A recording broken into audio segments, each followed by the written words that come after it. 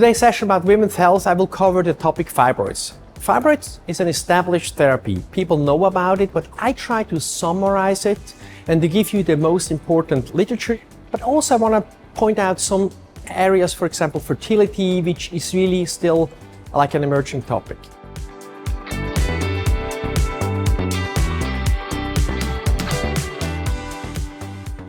Today I'm talking about adenomyosis. In fact, it's about embolization of adenomyosis. You know, women may suffer from heavy menstrual bleeding. This can be due to fibroids, but also adenomyosis. Embolization has already proven itself being successful in treating fibroids. But what about adenomyosis? And you will be thrilled about the results. We know there are retrospective and prospective studies showing us that it works. We have 1 year follow-up, 3 years follow-up. Now we have 7 years follow-up. And lately we just finished a very important trial, which is called QUESTA.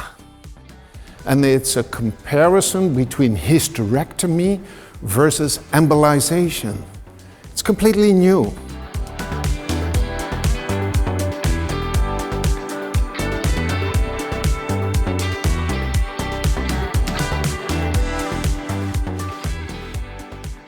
There's also a deep dive session. I will cover the issue about pain. And I think pain is a big problem with fibroid embolization. I hope to show you some different strategies. I personally do the hypogastric nerve block, but we'll talk about other options. It will be hopefully very interactive.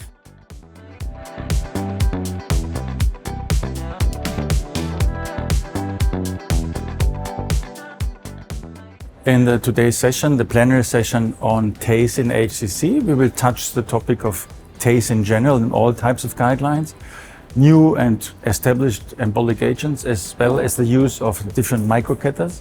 My presentation specifically will deal with the difference or the parallels of TACE and TARE.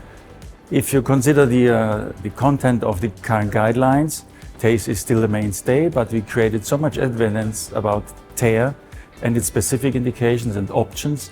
So many people are puzzled about the real indication. So I try to give a guideline or some hints and helps in which specific situations one or the others, or maybe both in a specific sequence, might be the most appropriate technique for our patients.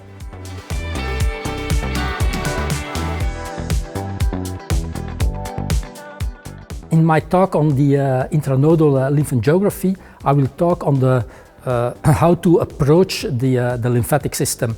And one of the approaches, or the main approach to imaging the lymphatics, is the intranodal approach. And this intranodal approach can be used for MR lymphangiography. We can use it also for CT lymphangiography and for X-ray iodized oil-based lymphangiography. I hope that a lot of physicians will start doing that procedure, which are considered really as a new technique in interventional radiology.